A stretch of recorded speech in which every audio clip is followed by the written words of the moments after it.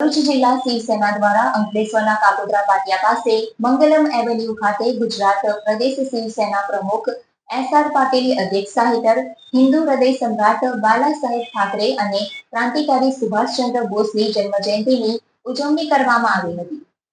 આજે રોજ હિન્દુ હૃદય સમ્રાટ બાલા સાહેબ ઠાકોરની જન્મજયંતિ અને ક્રાંતિકારી સુભાષચંદ્ર બોઝની જન્મજયંતિ નિમિત્તે ભરૂચ જિલ્લા શિવસેના દ્વારા અંકલેશ્વર જીઆઈડીસીમાં કાપોદ્રા પાટિયા પાસે આવેલ મંગલમ એવન્યુ ખાતે ગુજરાત પ્રદેશ શિવસેના પ્રમુખ એસ.આર. પાટીલની અધ્યક્ષતા હેઠળ કાર્યક્રમનું આયોજન કરવામાં આવ્યું હતું।